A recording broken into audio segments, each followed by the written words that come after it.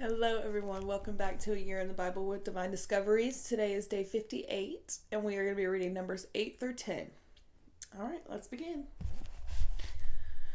The Lord said to Moses, "Speak to Aaron and say to him, when you set up the lamps, see that all seven light up in the area in front of the lampstand." Aaron did so. He set up the lamps so that they faced forward on the lampstand, just as the Lord commanded Moses. This is how the lampstand was made. It was made of hammered gold, from its base to its blossoms. The lampstand was made exactly like the pattern the Lord had shown Moses. The Lord said to Moses, "Take the Levites from among all of the Israelites and make them ceremonially clean. To purify them, do this: sprinkle the water on the cleansing of them, of cleansing them. Sprinkle the water of cleansing on them.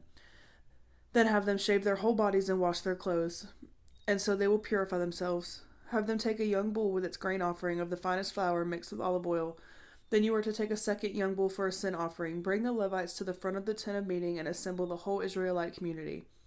You are to bring the Levites before the Lord, and the Israelites are to lay their hands on them. Aaron is to present to the Levites before the Lord as a wave offering from the Israelites, so that they may be ready to do the work of the Lord. When the Levites are to lay their hands on the heads of the bulls, using one for a sin offering to the Lord and the other for a burnt offering, to make atonement for the Levites. Have the Levites stand in front of Aaron and his sons, and then present them as a wave offering to the Lord. In this way, you are to set the Levites apart from the other Israelites, and the Levites will be mine. After you have purified the Levites and presented them as a wave offering, they are to come to do their work at the tent of meeting. They are the Israelites who are to be given wholly to me. I have taken them as my own in place of the firstborn, the first male offspring from every Israelite woman. Every firstborn male in Israel, whether human or animal, is mine. When I struck down all the firstborn in Egypt, I set them apart for myself. And I have taken the Levites in place of all of the firstborn sons in Israel. From among the Israelites, I have given the Levites as gifts to Aaron and his sons to do the work at the tent of meeting on behalf of the Israelites and to make the atonement for them, so that no plague will strike the Israelites when they go near the sanctuary.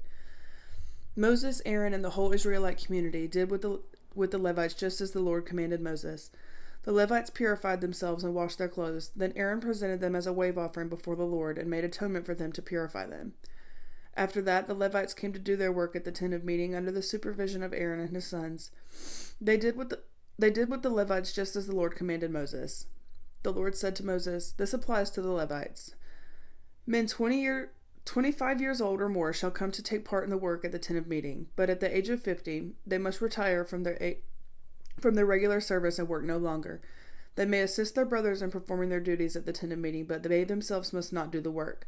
This, then, is how you are to assign the responsibilities of the Levites."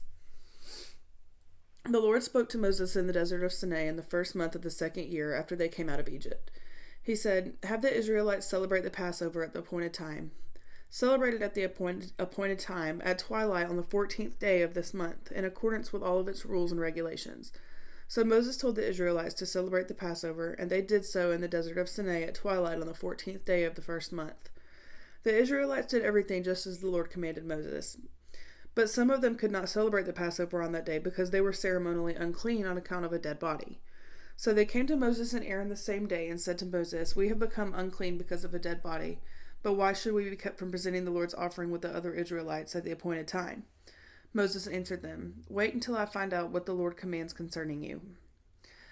Then the Lord said to Moses, "Tell the Israelites, when any of you or your descendants are unclean because of a dead body, or are away on a journey, they are still to celebrate the Lord's Passover, but they are to do it on the 14th day of the second month at twilight. They are to eat the lamb, together with the unleavened bread and bitter herbs. They must not leave any of it until morning or break any of its bones. When they celebrate the Passover, they must follow all the regulations, but if anyone who is ceremonially clean and not on a journey fails to celebrate the Passover, they must not leave any of it till morning or break any of its bones. When they celebrate Passover, they must follow all the regulations. But if anyone who is ceremonially clean and not on a journey fails to celebrate the Passover, they must be cut off from their people for not presenting the Lord's offering at the appointed time.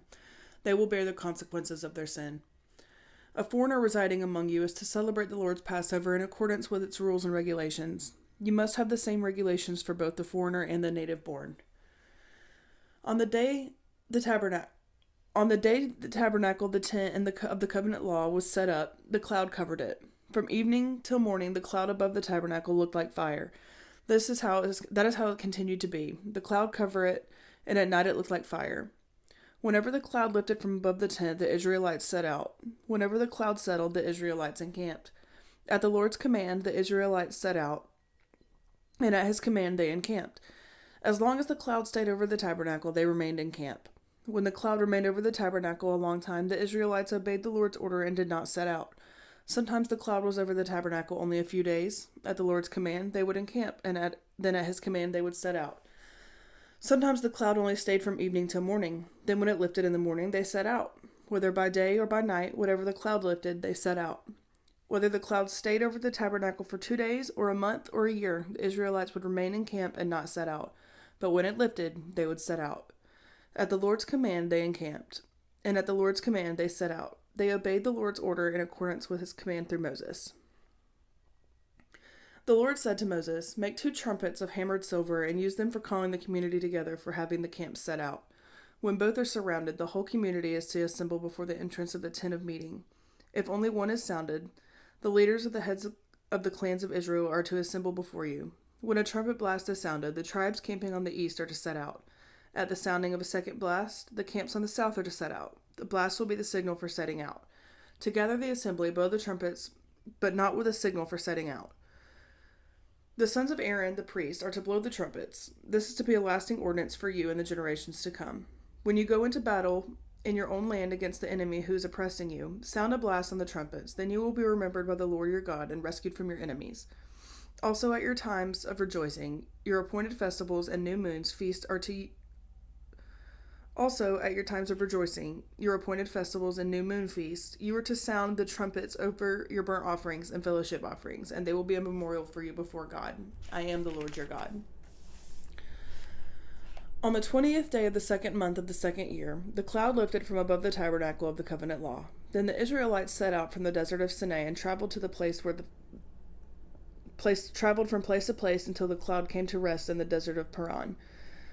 They set out for this time at the Lord's command through Moses. The divisions of the camp of Judah went first, under their standard. Nahshon, son of Amminadab, was in command. Nathaniel, son of Zohar, was over the division of the tribe of Issachar, and Eliab, son of Zohar, was over the division of the tribe of Issachar. And Eliab, son of Helon, was over the division of the tribe of Zebulun. Then the tabernacle was taken down, and the Gershonites and the Merarites who carried it set out. The divisions of the camp of Reuben went next, under their set standard. Eleazar, son of Shedeur, was in command. Shelumiel, son of Zerashadi, was over the division of the tribe of Simon, and Elisaph, son of Duel, was over the division of the tribe of Gad. Then the Kohathites set out, carrying the holy things. The tabernacle was to be set up before they arrived. The divisions of the camp of Ephraim went next, under their standard. Elishama, son of Ammihud, was in command. Gamaliel, son of Pedazur, was over the division of the tribe of Manasseh, and Abidan, son of Gideon, was over the division of the tribe of Benjamin. Finally, as the rear guard for all the units, the divisions of the camp of Dan set out under their standard. Ahiezer, son of Amishadi was in command. Pagel, son of Okran, was over the division of the tribe of Asher, and Ahira, son of Enan, was over the division of the tribe of Naphtali. This was the order of the march for the Israelite divisions as they set out. Now Moses said to Hobab, son of Reuel and the Midianite, Moses' father-in-law, "We are setting out for the place about which the Lord said, 'I will give it to you.' Come with us and we will treat you well, for the Lord has promised good things to Israel." He answered, "No, I will not go. I am going back to my own land and my own people." But Moses said, "Please do not leave us. You know where we should camp in the wilderness, and you can be our eyes. If you come with us, we will share with you whatever good things the Lord gives us." So they set out from the mountain of the Lord and traveled for 3 days. The ark of the covenant law of the Lord went before them during those 3 days to find them a place to rest. The cloud of the Lord was over them by day when they set out from camp. Whenever the ark set out, Moses said, "Rise up, Lord. May your enemies be scattered. May your foes flee before you." Whenever it came to rest, he said, "Return, Lord, to the countless thousands of Israel." All right, that was Numbers 8 through 10. We have 3 reflection questions for us today. Number 1, how can the obedience of Aaron and the Levites to God's specific instructions inspire us in our everyday lives? Number 2, how do the concepts of obedience, service, and dedication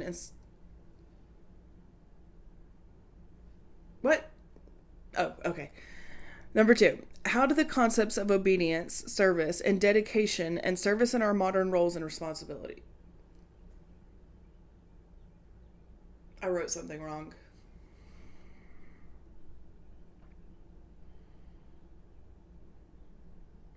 We'll skip that one. Number 2, we'll call this one number 2. In what ways can we make atonements in our lives today for our missteps or wrongdoings? All right.